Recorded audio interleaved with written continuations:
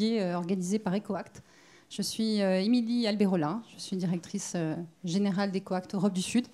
Je suis ravie de vous accueillir pour échanger, discuter, vous présenter nos avancées sur ce sujet ô combien important, celui de la transformation durable des entreprises. Et je suis fière d'introduire également l'équipe d'experts que nous avons au sein d'EcoAct, Alexis Flo, Clément Chevalier et notre manager sectoriel du secteur du luxe avec Géraldine Dujardin. EcoAct, depuis 2005, accompagne des clients sur la stratégie, sur leur ambition climatique, sur leur stratégie de décarbonation. Et aujourd'hui, on fait face à deux problématiques avec nos clients. Les entreprises rencontrent deux questions principales. Comment une entreprise peut-elle espérer réellement atteindre leur ambition climatique alors que leur plan d'action sur la décarbonation leur permet uniquement d'aller à la moitié du chemin, cette fameuse ambition à horizon 2050, ce fameux moins 90%. Comment les entreprises peuvent-elles aussi espérer fonctionner dans le temps long alors que l'environnement écologique est et devient de plus en plus hostile. Et ces deux problématiques soulèvent de nombreuses questions. Et pour construire des entreprises durables, il faut très clairement changer de lunettes, changer de méthode. Et côté EcoAct, on a mis en œuvre déjà avec nos clients une méthode pour pouvoir avancer sur ce sujet de la transformation. Pour adapter notre discours, je vois que la salle est pleine et j'en suis ravie.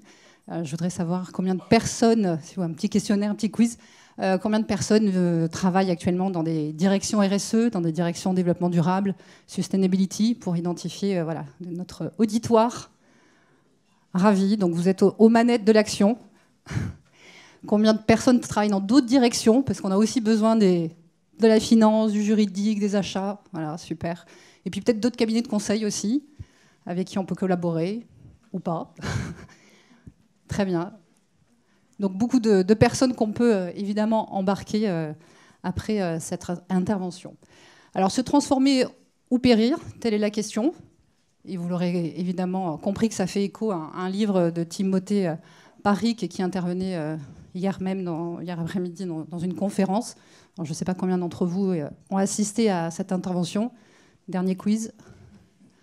Là, c'est pour identifier les plus engagés. Bon. Donc, se transformer ou périr, sans suspense, on a fait notre choix. On va suivre la voie de la transformation et on va pas vous emmener cet après-midi dans la voie du péril, mais on va bel et bien vous présenter l'approche, la méthode qu'on a mis en œuvre avec toute l'expérience qu'EcoAct a aussi sur le sujet du climat et nos 15 ans d'accompagnement d'entreprises pour adopter un modèle d'affaires qui soit compatible avec les limites planétaires. Et je vais laisser la parole à nos experts. Merci. Bonjour à toutes et tous. On va commencer par la partie qui va un peu plomber l'ambiance, c'est la partie périr. Mais promis, après on passe à la partie porteuse d'espoir, se transformer. Donc pourquoi périr ? Il existe au moins 3 facteurs de risque pour nous aujourd'hui, pour les entreprises. Sur le volet atténuation d'abord, et si on parle que du carbone, les engagements semblent hors de portée.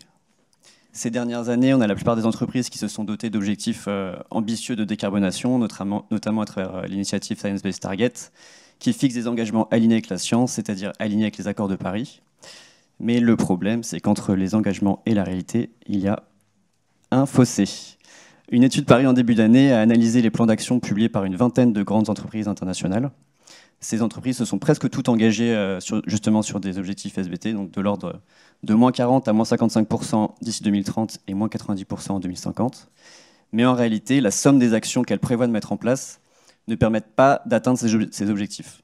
Si on regarde les actions prévues à court terme, on arrive environ à moins 15% en moyenne d'ici 2030, au lieu donc d'engagement à moins 40, moins 55%. Et pour 2050, l'estimation elle est de moins 36%, au lieu d'engagement à moins 90%.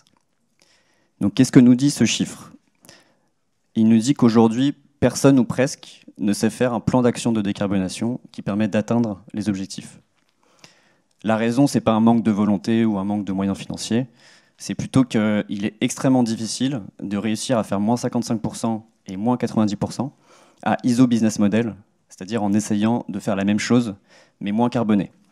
Il est extrêmement difficile de réussir à faire moins 55% à ISO Business Model et les plans de réduction traditionnels résonnent justement presque exclusivement à ISO Business Model. Donc les plans d'action traditionnels ne suffisent pas, il faut aller plus loin. Sur le volet adaptation maintenant, qui est le deuxième facteur de risque, là non plus, les organisations ne sont pas préparées. Peu d'entreprises aujourd'hui ont réellement identifié leur exposition au changement climatique et les risques business associés, que ce soit l'impact des événements climatiques extrêmes sur leur chaîne de production ou les ruptures d'approvisionnement liées à la rareté des ressources. Aux États-Unis, la faillite en 2019 de Pacific Gas Electric, un géant de l'énergie, suite au méga fire ingérable en Californie, a souvent été décrit comme la première faillite due au risque climatique. Depuis, on a eu de nombreux autres exemples qui ont frappé les esprits, des inondations, des vagues de chaleur, qui créent des tensions d'approvisionnement, qui mettent en danger le business, qui engendrent des pertes de rendement également. Cet été, par exemple, on a beaucoup parlé en Inde de la pénurie de tomates, une parmi d'autres, dont les exemples malheureusement s'accumulent. Ce que nous disent tous ces exemples, c'est qu'en réalité, peu d'entreprises savent comment opérer leur activité dans un monde qui serait plus chaud de 2, 3 ou 4 degrés, avec des conditions de vie sur Terre, et donc des conditions économiques fortement dégradées. Et enfin, le troisième facteur de risque, il est plutôt lié au marché, c'est que la transition écologique est de nature à disrupter les entreprises de la même manière que la révolution numérique a disrupté de grands acteurs dans les années 2000. J'emploie ce terme ici à dessein, même s'il est connoté pour ses usages justement dans le monde du digital, car c'est bien de cela qu'il s'agit si on regarde la définition de la disruption. C'est une véritable rupture au sein d'un secteur d'activité en renouvelant radicalement son fonctionnement. Donc la transition écologique, on peut vraiment la voir comme un game changer qui vient bouleverser un marché. Parce que la pression vient de toutes parts. Paul Polman, l'ancien CEO d'Unilever, nous dit que les attentes sur le rôle du monde économique ont plus changé dans ces 2 dernières années qu'au cours des 20 précédentes. On a la pression réglementaire avec la CSRD, le CDP, les normes de l'IFRS, qui contraignent petit à petit les entreprises à publier des plans de transition robustes et crédibles. On a la pression des consommateurs, des citoyens, des collaborateurs, via le boycott de produits, des interventions en AG ou même la perte des talents. On a la pression des politiques publiques qui forcent les entreprises à se transformer, notamment au niveau européen avec le Green Deal, la taxonomie, qui crée un environnement économique radicalement différent. On le voit avec l'exemple de l'interdiction des voitures thermiques, par exemple, qui oblige tout un secteur automobile à se transformer. Et puis plus généralement, ce qu'on appelle les risques de transition qui affectent le business, donc des taxes carbone, des hausses brutales des coûts de production et en premier lieu de l'énergie, ou la demande accrue pour certaines ressources en tension. Ces 3 risques donc mettent en danger la survie des entreprises, et face à cela, les stratégies actuelles ne suffisent pas. Il faut donc aller plus loin. Donc si on prend un peu de recul, aujourd'hui, une transformation profonde est nécessaire. Aujourd'hui, on évolue dans un cadre, c'est un cadre de l'infini, c'est un cadre du toujours plus, c'est un cadre de la grande accélération dans laquelle nous sommes actuellement. L'accélération des déplacements, l'accélération de la consommation d'énergie, l'accélération de la production de biens, l'accélération des télécommunications, et en réponse du système Terre, l'accélération des émissions de CO2, des émissions de méthane, l'acidification des océans, l'accélération de la perte du vivant. Évidemment, ça ne peut pas durer éternellement. La Terre est un système, et comme tous les systèmes, elle a ses limites. La question, c'est donc comment est-ce que je peux me transformer pour opérer au sein de ces limites, au sein des limites planétaires. Donc vous avez sûrement déjà vu ce cadre. Ce cadre, c'est celui des 9 limites planétaires, c'est les limites globales. Donc évidemment, il n'y a pas que le climat, on l'a dit tout à l'heure. Il y a aussi la stabilité des écosystèmes, elle dépend des cycles de l'eau, des cycles d'azote, des cycles du phosphore qui sont nécessaires au fonctionnement des sols et donc à la vie. La biodiversité, elle a besoin de diversité génétique, elle a besoin de diversité fonctionnelle. Et toutes ces limites, elles interagissent entre elles. Le changement climatique agit sur l'acidification des océans et tout est interconnecté. En pointillé, donc, il y a le seuil des espaces qui sont sûrs, les espaces au sein desquels les équilibres sont respectés. Et en orange, évidemment, les limites pour lesquelles on a dépassé cet espace, pour lesquelles on est allé plus loin et pour lesquelles on a quitté l'espace sûr. Donc 6 des 9 limites, pour 6 des 9 limites, on a donc quitté cet espace sûr et donc sérieusement commencé à mettre en danger les conditions d'habitabilité de la Terre pour l'homme. Donc la question, c'est comment est-ce que les entreprises peuvent aborder ce cadre, intégrer cette complexité dans leur prise de décision.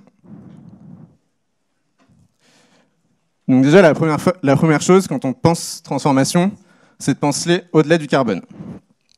Alors, c'est pas simple. C'est un cabinet expert en stratégie climat qui vous parle de sortir du carbone. On connaît la complexité, on la voit avec vous tous les jours, au quotidien, cette complexité d'en sortir. Donc c'est pas simple, et pourtant, c'est nécessaire. C'est nécessaire pour pérenniser vos activités. Parce que l'état de notre système, il peut être résumé ainsi. Donc si la planète était un corps, tous ses organes seraient affectés.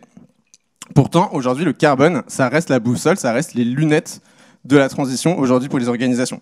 Presque toutes les entreprises ont des trajectoires de réduction alignées avec la science. Plus de 80% des entreprises du CAC 40 sont engagées dans l'initiative Science Based Targets, qui regroupe un tiers de la capitalisation boursière mondiale.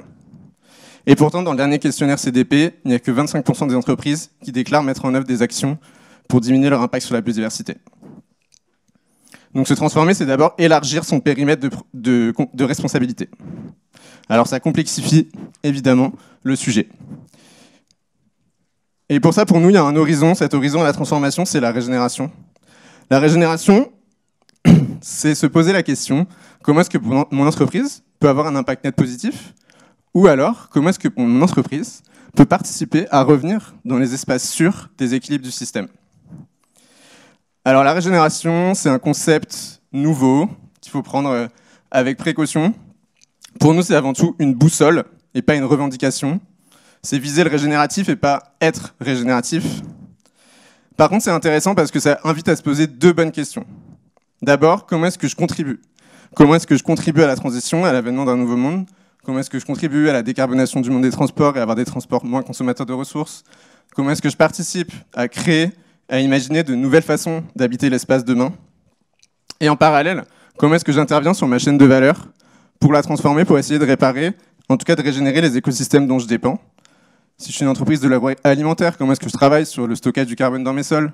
Si je suis une entreprise du textile, comment est-ce que je me relie à mes fournisseurs de dernier rang et j'essaie de recréer des réservoirs de biodiversité ou en tout cas de préserver les ressources?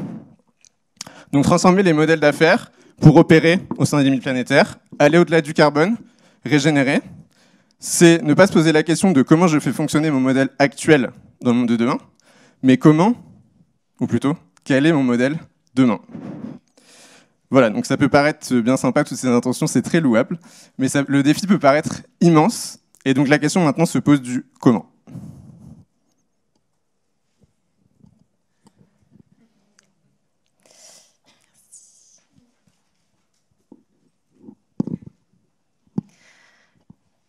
Alors, comment fait-on?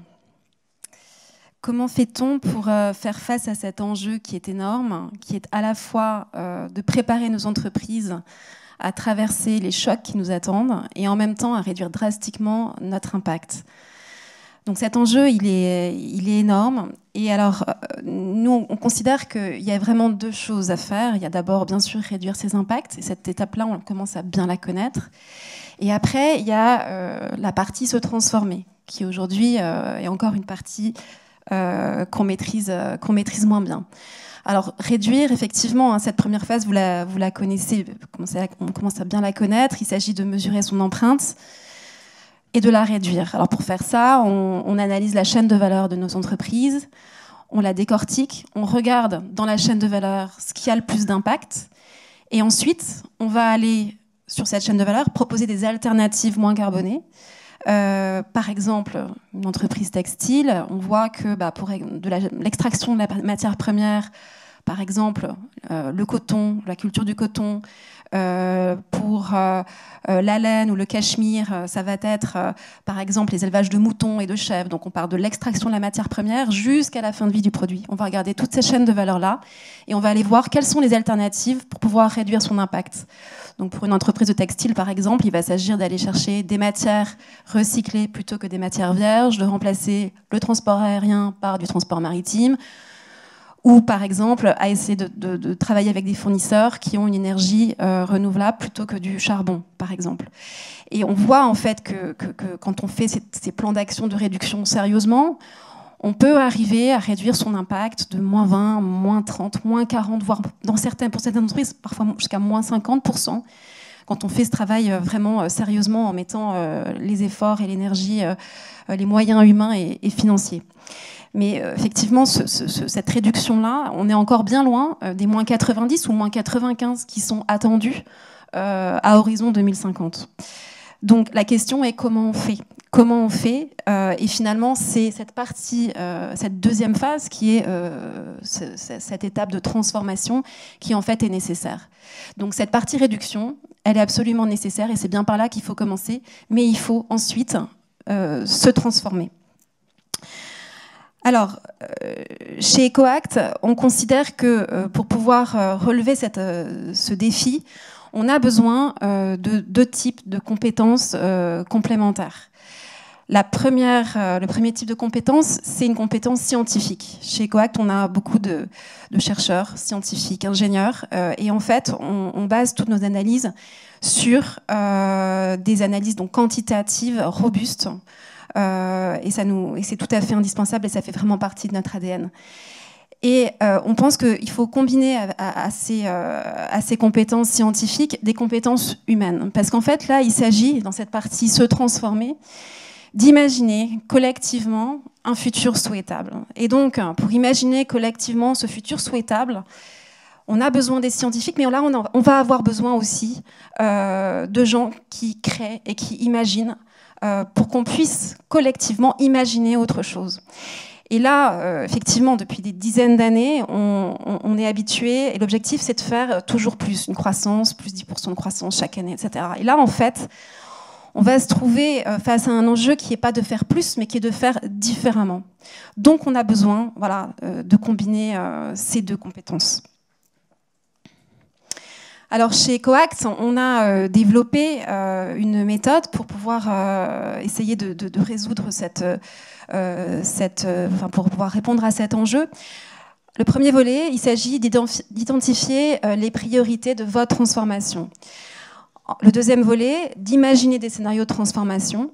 Et le troisième volet, une fois qu'on a déterminé le scénario de transformation qui nous convenait, c'est de le déployer. Alors, je vais vous parler du premier volet, pour commencer, donc, qui est identifier ses priorités. Je vais faire une petite introduction qui est comment, chez EcoAct, on aborde la question de l'incertitude. Parce qu'effectivement, on est face à un monde, à un avenir incertain, et on ne sait pas dans quel monde notre entreprise va évoluer. Et pour cela, je vais prendre l'exemple du climat. Donc, vous le savez, les scientifiques du climat travaillent avec le GIEC autour de différents scénarios. Et en fait, parmi ces scénarios, nous, ce qu'on fait chez EcoAct, c'est qu'on prend finalement les deux bornes. C'est-à-dire qu'on ne sait pas où on sera dans cette courbe, quel scénario, quel avenir notre planète va suivre. Par contre, ce qu'on sait, c'est qu'on est entre la borne haute et la borne basse. Donc, pour faire nos analyses, pour les mener, on va regarder comment votre activité évolue dans un monde à plus 4 degrés. C'est la courbe tout en haut qui est rouge, qui est la courbe la plus pessimiste, qui est, si on continue à ne rien faire, c'est là qu'on sera en 2050, en 2100. Donc dans un monde à plus de 4 degrés. Et à l'inverse, dans un monde optimiste, on est là sur les courbes bleues en bas et on a réussi collectivement à n'augmenter que de 1,5 degré, la température. Et donc, ce qu'on va faire, c'est qu'on va regarder, donc, dans ce monde à plus 4, qu'est-ce qui se passe pour vous ? Et dans ce monde à 1,5, qu'est-ce qui se passe pour vous ? Donc, dans un monde à plus 4, ce qui va se passer, c'est qu'effectivement, l'entreprise sera confrontée principalement à des risques physiques. Donc, une augmentation de la température, un stress hydrique important, des vagues de chaleur, des événements extrêmes. Et c'est en fait, face à ces risques-là, on va regarder les différents éléments de votre chaîne de valeur, comment ils résistent face à ces chocs et ces évolutions. À l'inverse, tout en bas, donc on est dans un monde où effectivement on a réussi à maintenir la température, et là, votre organisation sera davantage confrontée à ce qu'on appelle des risques de transition, c'est-à-dire principalement, donc là dans ce scénario-là, les politiques publiques sont mises en place, les réglementations sont plus fortes. Les consommateurs ont changé leur comportement.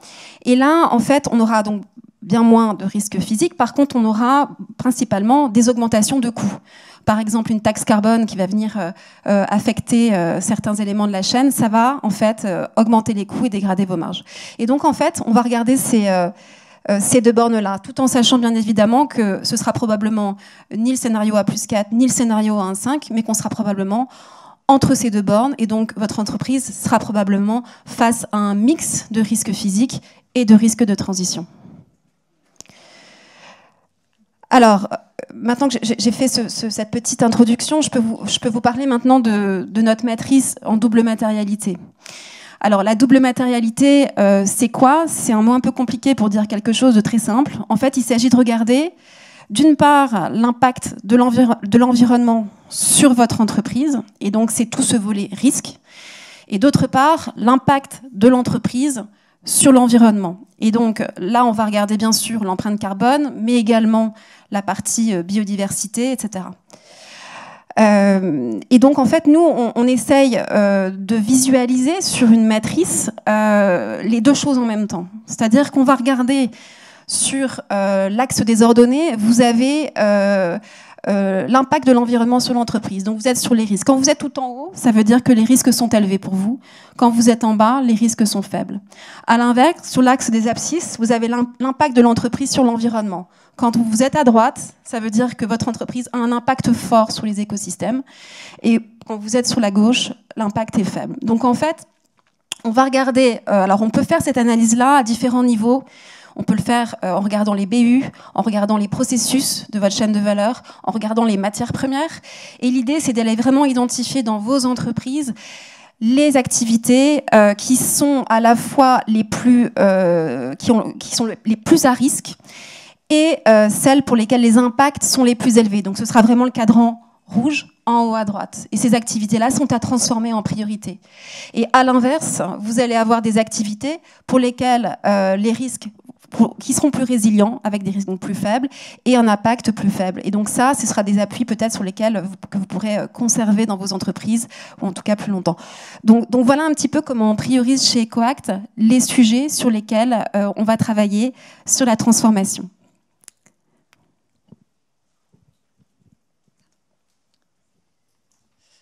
Au terme de cette première étape, on a donc toutes les infos à disposition pour savoir où et sur quoi agir. Et la deuxième étape va donc consister à concevoir des futurs possibles pour votre entreprise, ce qu'on appelle des scénarios de transformation. Pourquoi créer des scénarios? Parce qu'il n'y a pas qu'un seul chemin possible, et il est très difficile de prévoir aujourd'hui à quoi ressemblera une entreprise, souvent à l'horizon 2050. C'est difficile, mais c'est nécessaire si on veut agir dès maintenant, avec un horizon assez clair. L'exercice de scénario, c'est donc un bon moyen de se projeter, tout en gardant un éventail des possibles qui reste assez ouvert. Première étape, c'est l'usage de la prospective. La prospective permet de penser le futur d'une activité. Elle représente un futur en ce sens qu'elle le remet au présent. Donc c'est là que c'est intéressant. Ça permet d'agir à partir d'aujourd'hui tout en ayant une vision pour l'avenir. C'est donc une bonne méthode pour sortir de la partie périr et pour aller vers le transformer. Il y a beaucoup de scénarios prospectifs qui existent déjà, surtout qui se sont développés ces dernières années. On a ceux de l'ADEME à droite, par exemple. Il y en a de nombreux autres. Ces scénarios permettent de raconter des récits, des modes de vie concrets à une échelle plutôt macroéconomique. Au niveau de l'entreprise, on va essayer de répliquer l'exercice, mais vraiment à l'échelle de l'entreprise. Donc on va par exemple projeter un scénario basé sur les évolutions technologiques où l'entreprise parvient à réduire considérablement son impact grâce à l'évolution technologique, un autre sur une évolution profonde des consommateurs ou encore un autre sur une sobriété subie. Cet exercice il vise surtout à définir une vision qui est souvent corrélée à la raison d'être de l'entreprise. Il s'agit bien de repenser la finalité de l'entreprise et de son activité. C'est donc se poser la question suivante: quelle est notre vision du rôle de notre entreprise dans un monde neutre en carbone, durable, qui respecte les limites planétaires? Pour cela, la co-construction est clé, car elle permet d'engager les collaborateurs et les parties prenantes et d'être au plus proche des réalités terrain. C'est lors de cette étape que l'on va construire collectivement de nouveaux modèles. On va aborder la circularité, le passage du produit au service, du volume à la valeur, explorer des modèles qui permettent de se reconnecter au vivant, des pistes régénératives au sein de la chaîne de valeur.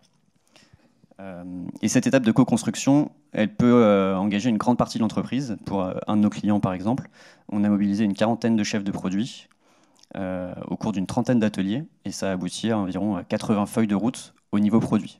Donc c'est un exercice qui est quand même assez conséquent. L'objectif ici, c'est d'aboutir à quelques chemins possibles de transformation qui conjuguent à chaque fois 3 critères. Le premier, c'est d'être durable. Donc dans un premier temps, à l'échelle du carbone, de la biodiversité, à l'avenir aligné avec les frontières planétaires. Le second, c'est la résilience, donc compatible avec un monde à plus 2 ou 3 degrés. Et le troisième, c'est désirable. C'est un élément qui est très important pour nous, puisque ça permet de donner envie en fait, à tout le monde de faire rêver un modèle meilleur. Et pour engager les collaborateurs, c'est le meilleur des ingrédients. Et enfin, dernier aspect qui nous semble fondamental, c'est la quantification, qui permet de rendre crédibles et réalistes les scénarios. Et donc ça permet d'ancrer les scénarios dans la réalité physique et économique de l'entreprise et de ne pas s'arrêter à un texte qui fait plaisir, qui fait rêver, mais qui ne serait pas fiable et crédible. Donc chez EcoAct, avec nos clients, on travaille sur des modèles quantitatifs qui permettent de modéliser l'évolution du modèle d'affaires et du portefeuille produit en prenant en compte les rétroactions du changement climatique et des politiques climatiques. Donc on va définir plusieurs hypothèses de transformation qui permettent de construire des scénarios et voir ensuite les conséquences sur le profit, la marge, le chiffre d'affaires de l'entreprise. Ça donne des premiers éléments de discussion en interne, permet d'arbitrer aussi sur des décisions structurantes à prendre, sur un volet à la fois qualitatif, puisqu'on a vraiment un récit clair de l'entreprise en 2050, et aussi quantitatif, puisqu'on a des premières informations financières et carbone qui sont associées à cette transformation. Donc prioriser, construire, c'est indispensable pour asseoir la transformation. Par contre, c'est pas suffisant. Il n'y aura pas de transformation sans les hommes et les femmes qui font tourner les organisations. Il n'y aura pas de transformation sans accompagnement culturel et organisationnel de la transformation. C'est-à-dire sans vraiment déployer, pour bifurquer vers de nouveaux modèles, pour ouvrir de nouveaux horizons, il faut aussi déployer du pouvoir d'agir à toutes les échelles. Dans l'entreprise, on dit souvent que la culture est plus déterminante que la stratégie, non pas que la stratégie ne soit pas importante, mais c'est bien la puissance de la culture d'entreprise, des valeurs que vous véhiculez et de la responsabilité qui est donnée à chacun qui change profondément une organisation. Et donc, ce qu'on essaie de faire avec nos clients, ce qu'on fait avec nos clients, c'est aujourd'hui d'essayer d'identifier quels sont ces écarts entre la culture actuelle de l'organisation, vos modes de fonctionnement, vos valeurs, et la culture cible, là où on veut aller. Il n'y a que comme ça qu'on pourra arriver à des transformations concrètes des organisations. La difficulté, c'est que chaque culture est unique et différente, peut être définie de manière différente. Alors, comment se lancer ? Déjà, ce qu'on peut se dire, c'est que c'est possible. Alors, je voulais vous partager cet exemple. Vous allez me dire pourquoi est-ce qu'il va nous parler du budget des collectivités. En fait, c'est un exemple qui me parle. Donc, hier, j'étais dans un département pour les accompagner dans la mise en œuvre de cet objet. Et pourquoi c'est intéressant ? Parce que c'est vraiment un exemple de démarche de transformation concrète. L'évaluation environnementale des budgets, c'est quoi ? C'est évaluer la compatibilité entre un budget et des objectifs environnementaux. Par exemple, un budget et la stratégie nationale bas carbone. Un budget et la stratégie nationale biodiversité. Bon, jusque-là, on ne sait pas trouver la transformation. La transformation, elle est dans la démarche. C'est quoi une démarche de budget vert ? C'est une gouvernance qui est coportée, et un projet qui est coporté direction développement durable, direction des finances, sponsorisé par la direction des finances. C'est une démarche où on inscrit des instances de dialogue dans le processus budgétaire, en obligeant à casser les silos, à faire travailler les directions ensemble autour d'un cadre commun. C'est une démarche dans laquelle on donne de la responsabilité à chacun. Chaque chef de service doit identifier l'impact de ses dépenses, les enjeux, et donc ça veut dire les comprendre. Donc c'est aussi faire monter en responsabilité l'ensemble des personnes dans l'organisation, leur faire comprendre les enjeux. Si je dois classer mes dépenses, je dois d'abord comprendre quels sont les enjeux, et ça sur les 3 grands axes environnementaux que sont l'atténuation du changement climatique, l'adaptation et la biodiversité. Et ensuite, je dois proposer des actions, soit pour réduire mes impacts s'ils sont défavorables, soit pour les massifier. Donc cette démarche, c'est à la fois un changement de méthode, mais aussi un changement culturel, parce qu'il donne de la responsabilité à tous les niveaux, et il oblige chacun à se poser des questions sur son impact, sur son propre périmètre de responsabilité et sur son propre budget. Donc c'est un exemple d'initiative volontaire, alors dans le secteur public, mais EcoAct, on accompagne des organisations publiques et privées, mais c'est un exemple qui est intéressant parce qu'il amène vraiment à se penser comment est-ce que j'amène à chaque niveau d'opération une responsabilité sur ces enjeux. Donc pour créer des dynamiques qui modifient en profondeur au sein des organisations, pour modifier les systèmes de valeurs, une chose importante, c'est l'incarnation. Et qu'est-ce qui incarne cette transformation ? Ce sont les pionniers dans vos organisations. Et ces pionniers, il faut déjà les créer des communautés ou plutôt les favoriser. Par exemple, en créant des communautés d'animateurs de la fresque du climat, de la fresque de la biodiversité. Les outiller, les animer surtout, animer ces réseaux pour acculturer ensemble l'ensemble de vos collaborateurs à la compréhension des enjeux d'abord. Mais créer ces communautés, ce n'est pas suffisant. Il faut aussi se reposer sur eux, sur ces communautés, pour amener de la transformation concrète. Et c'est ce qu'on voit dans les clients qu'on accompagne, où les transformations commencent à opérer. C'est là où ces communautés ont vraiment des clés d'agir sur plusieurs niveaux. Par exemple, comprendre les verrous socio-cognitifs à la transition et pourquoi est-ce que ça bloque, et comment est-ce que je peux les lever. C'est l'intention de la fresque des nouveaux récits. Comprendre comment est-ce que je relie des enjeux business concrets et mon activité, par exemple sur un produit. C'est ce qu'on fait avec notre partenaire Ecolearn dans les boîtes à impact, qu'on diffuse chez des chefs de produits. Donc, créer ces communautés, se reposer sur elles, penser la transformation en interne aussi par les personnes, par vos collaborateurs. Mais évidemment, il n'y a pas de transformation si elle est pensée uniquement en interne. Il faut aussi engager ses parties prenantes. Le changement n'est pas à penser donc qu'avec vos collaborateurs, mais aussi avec vos fournisseurs et aussi vos clients. Donc, ce qu'on fait chez EcoAct, c'est qu'on accompagne les organisations d'abord à identifier, donc là je prends l'exemple des fournisseurs, à cartographier par exemple entre l'importance stratégique et le niveau de maturité de mes fournisseurs pour identifier qui sont mes alliés, avec qui est-ce que je dois aller collaborer, avec qui est-ce que je dois aller construire. Quels sont mes fournisseurs à embarquer? Ensuite, comment est-ce qu'on construit une vision commune? Comment est-ce que je partage ma vision? Comment est-ce que je partage la vision de mes fournisseurs? Comment est-ce que je les mets en réseau? Je les aide à diffuser leurs connaissances. Comment est-ce que je leur mets à disposition de la formation s'ils n'ont pas forcément, si c'est par exemple des petites organisations? Comment est-ce que j'organise des webinaires, par exemple? Et enfin, comment j'engage ces réseaux? Comment est-ce que je valorise les meilleures pratiques et je les diffuse pour permettre à chacun de se mettre au niveau? Par exemple, en rédigeant des guides de bonnes pratiques, en organisant des tables rondes. Donc, pour conclure sur cette dernière partie, finalement, la clé du succès, c'est de se relier au vivant, c'est de se relier à la force vivante dans vos organisations, c'est-à-dire les hommes et les femmes qui sont dans vos organisations, et de leur montrer où est le sens. Pour moi, ce qui est un peu difficile devant l'immensité de la tâche, parfois c'est difficile de se dire que l'issue sera favorable. Par contre, l'essentiel, c'est d'avoir la certitude que ça fait du sens. C'est la certitude qu'il vaut mieux agir que de ne pas agir. Et donc la clé, c'est aussi de redonner du sens et d'être acteur de cette transformation.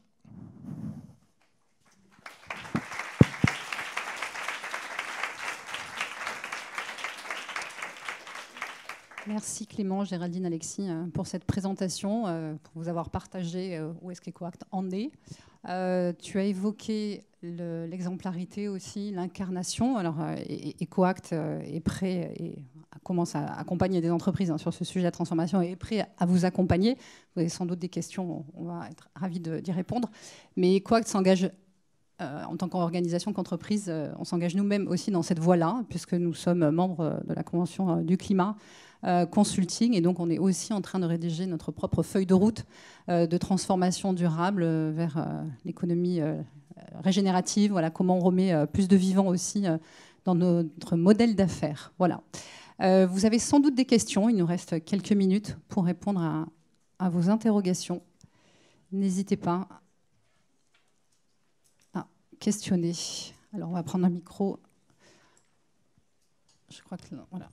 On fait comme ça, super, merci. Bonjour, Dimitri Carbonel, je suis aussi shifter, donc c'est quelques sujets que je connais. Puis, bon, pour l'anecdote, j'ai écrit un livre aussi qui s'appelle 2050 Crash ou Renaissance, où je parle justement aussi de l'adaptation, notamment des entreprises. Il y a une problématique pour les entreprises qui potentiellement voient une très très grande partie de leur modèle économique complètement bouleversé. L'aéronautique, l'automobile ou d'autres entreprises dans le domaine énergétique, on ne va pas les citer, mais vous les devinez. Comment est-ce qu'on fait par rapport à ça, lorsque le changement paraît tellement énorme et que potentiellement le temps pour se transformer est vraiment très très court? Alors, vous parlez de secteur plus que d'entreprise, quand on parle de secteur aérien, aéronautique. Là, on s'inscrit aussi dans une dimension plus macroéconomique. Comme vous le savez, il y a une stratégie nationale bas carbone qui inscrit aussi des trajectoires sectorielles, des budgets carbone à respecter, des transformations envisagées au niveau sectoriel. Donc les entreprises se doivent aussi de s'inscrire dans cette dimension macroéconomique. la puissance publique a un rôle majeur à jouer au-delà des dirigeants et des entrepreneurs qui sont au sein des entreprises. Donc aujourd'hui, une compagnie aérienne, même la plus ambitieuse, ne pourra avancer seule si elle n'a pas l'ensemble du secteur qui est aussi engagé dans cette voie de la décarbonation et de la transformation durable. On a besoin d'un certain nombre de composantes pour actionner cette transformation. On a parlé de la tarification du carbone, le prix du carbone. On a besoin d'accompagnement aussi public, et heureusement, sur cette voie de la transformation pour accompagner des secteurs comme celui-ci, où on sait d'avance que leur place dans une vision 2050 bas carbone et régénérative est plutôt limitée, voire nulle. Voilà. Comment on accompagne des secteurs qui vont disparaître? Ça, c'est un sujet fort dans la transformation. Il faut que cette transformation, il y aura des gagnants et des perdants. Et évidemment, il faut que ça embarque tout le monde et qu'on ait des accompagnements, une transformation, une transition, comme on dit, juste au niveau européen. Voilà. Mais il n'y a pas de réponse aujourd'hui toute prête. Elle se construit. Et c'est évident que pour ces secteurs-là, le tour de table doit être large parce que l'entreprise seule ne pourra pas faire face à tous les défis qui sont évidemment énormes. Voilà. Je sais pas si vous avez des compléments, n'hésitez pas. Peut-être juste un complément sur l'aéronautique, qui est un très bon exemple parce qu'il est un secteur qui est en ce moment autorégulé. Donc là, il y a l'ICCT qui prévoit des scénarios de décarbonation pour l'aérien. Je vous invite à aller le lire, c'est assez cynique, si je m'autorise ce mot. C'est un monde où l'avion vert arrive très très rapidement, l'avion électrique arrive très très rapidement, tout l'hydrogène disponible est là en énorme quantité dès 2030, ainsi que des carburants durables. Ça, c'est la version autorégulée. La Commission européenne a donné justement la liberté au secteur aérien de s'autoréguler via notamment le système de Corsia, mais c'est également autorisé à le réguler d'elle-même si le système mis en place ne marche pas ou n'est pas efficient. Donc on voit les limites, on voit les avantages de laisser un secteur réfléchir lui-même, penser sa propre transformation, et également les limites aussi qui arrivent si jamais ça ne marche pas et s'il s'appuie sur des hypothèses qui sont extrêmement optimistes, comme c'est le cas pour l'aéronautique. J'aurais envie de dire que le courage de la puissance publique sera aussi d'intervenir au bon moment pour justement aussi accompagner le secteur privé dans l'arrêt d'avancer dans des voies, dans des impasses. Voilà. Et donc, effectivement, il y aura des politiques beaucoup plus restrictives, beaucoup plus d'être plus dans le répressif. Voilà, tout ça reste à construire. D'autres questions? Oui. Bonjour, merci pour votre présentation EcoAct. J'aime bien tout ce que vous proposez. Et j'avais une question sur combien de vos clients sont prêts à écouter ça, mais vraiment prêts à écouter ça. Et puis, combien de vos clients sont prêts à agir selon ce déroulement de transformation? Alors, chez nos clients, on parle à plein de gens aussi. Donc, ça dépend à quelle oreille on parle. Moi, je vais vous parler du coup de mon secteur. Donc, moi, je suis en charge du secteur luxe, textile, retail, biens de consommation. Ce que je peux vous partager, c'est que donc il y a deux piliers. Il y a réduire et il y a se transformer. Très clairement, réduire, tout le monde y est. Donc, tous nos clients maîtrisent, je vais dire, cet exercice-là. Et se transformer, ils s'y préparent. Donc, en gros, concrètement, ils sont, alors pas tous, mais ils sont quand même déjà beaucoup sur cette phase d'identification des enjeux, de priorisation. Quand on voit la matrice en double matérialité, en fait, cet axe des risques, c'est aussi, on met en face de ça des risques financiers qui partagent aussi beaucoup avec les directions financières, et ça s'apparente aussi beaucoup à chiffrer le coût de l'inaction. Et donc, en fait, en ce moment, ils se préparent. Alors, dire que, effectivement, toute l'organisation est prête à shifter de manière massive vers une transformation, je dirais pas ça. Par contre, qu'ils sont en train de réfléchir à ce que ça leur coûte de pas bouger, ce que ça leur coûte de bouger, et commencer à réfléchir à ces différents scénarios, oui, je dirais qu'on est vraiment dans ce travail-là avec un certain nombre d'acteurs déjà, oui. Je ne sais pas si ça répond à votre question. Après, chaque secteur est différent, chaque secteur a des réglementations aussi différentes. Donc voilà, les voies, il n'y a pas une voie unique non plus de la transformation. Et nous, on a la chance chez EcoAct d'avoir des managers sectoriels aussi qui connaissent très bien l'environnement aussi de nos clients pour accompagner cet exercice. Bonjour. Je ne sais pas s'il marche. Oui, si. Vous avez parlé d'engagement des parties prenantes. Est-ce que vous avez des solutions concrètes à proposer pour mieux embarquer, mieux engager les parties prenantes qui ne se sentent pas toujours forcément concernées par notre mission, nos objectifs et notre raison d'être? Merci. Effectivement, on travaille sur plusieurs approches avec plusieurs clients et ça dépend de la typologie des fournisseurs qu'on a. Mais une manière, ça dépend aussi du poids qu'on a sur son marché. Mais il y a beaucoup d'entreprises qui travaillent à comment est-ce que je peux embarquer mes fournisseurs en rendant aussi publiques certaines informations, type des éco-scores ou des index, qui permettent d'obliger les fournisseurs à aller vers une transformation en poussant à avoir la meilleure note à chaque fois pour collaborer ensemble, pour transformer la façon dont on délivre les produits. Et après, il y a aussi des fournisseurs qui ont des petites organisations, enfin des clients qui ont des petites organisations qui sont leurs fournisseurs. Et donc là, c'est comment est-ce que je construis des parcours de formation, d'accompagnement, de collaboration et d'échange pour accompagner ces petites structures qui n'ont pas forcément les moyens de penser cette transformation et comment est-ce que je la pense avec eux et je la finance aussi pour les aider à se transformer parce que je dépends d'eux sur mes filières. Peut-être en complément, je vois moi deux types de stratégies chez mes clients. Il y a vraiment la carotte et le bâton. Parfois, c'est les deux. J'imagine que vous connaissez pour la plupart d'entre vous le Science Based Target, le SBT. Donc les entreprises parfois sont SBT avec, dans les différentes méthodologies, aussi un engagement fournisseur. Et elles vont demander à leurs fournisseurs d'être engagés SBT. S'ils ne le sont pas, avant une certaine date, en fait, ils vont sortir de la liste des fournisseurs. Donc ça, c'est la méthode un peu hard. Le bâton. Et puis la carotte, c'est plus effectivement beaucoup plus collaboratif, mettre en place des webinaires, des outils, etc. pour les aider. Et puis parfois, c'est un mix des deux. On va prendre les deux dernières questions d'un coup. Une question ici. Vas-y. Alors moi, je voulais aussi savoir dans la partie transformée, en termes de, est-ce que vous parlez aussi de, sobriété rentre dans la transformation, mais moi j'ai entendu pas mal de grosses entreprises hier et aujourd'hui, et on parlait de réduire clairement, mais pas réduire jusqu'à la sobriété, c'est réduire le nombre de produits, réduire potentiellement l'offre, parce qu'il y a transformer l'offre, mais dans tous les cas, il y a aussi réduire, on y est sûr. Et donc, je voulais savoir si vous aviez aussi ces discussions avec vos clients et si, comment on parlait de la sobriété dans l'offre, notamment dans le retail, le luxe ou le textile surtout. Alors, sobriété dans l'offre. Bonjour, merci beaucoup. Ma question, c'est sur la partie transformation. Est-ce que vous avez des exemples de clients qui ont, en termes organisationnels, eu des transformations sur la durabilité et la fonction, durabilité et fonction finance? Du coup, sur le premier point, donc oui, on a des clients qui réfléchissent à réduire leur offre et à réduire leur volume. Mais pour ça, aujourd'hui, ils sont en train d'abord de mettre en place des indicateurs qui vont leur permettre de chiffrer comment ils vont financer ce changement et aussi de réfléchir aux solutions et de les quantifier. Il ne s'agit pas juste de mettre en place un modèle circulaire qui soit du en plus et qui finalement ne crée que des flux d'émissions supplémentaires ou de la consommation d'espace supplémentaire en créant de nouveaux entrepôts. Mais comment est-ce que je switch de plus de volume à autre chose? Et aujourd'hui, on est plutôt dans des phases d'exploration, de quantification. Mais oui, c'est le cas. Et il y en a qui l'affichent clairement comme un objectif de transformation, en interne en tout cas.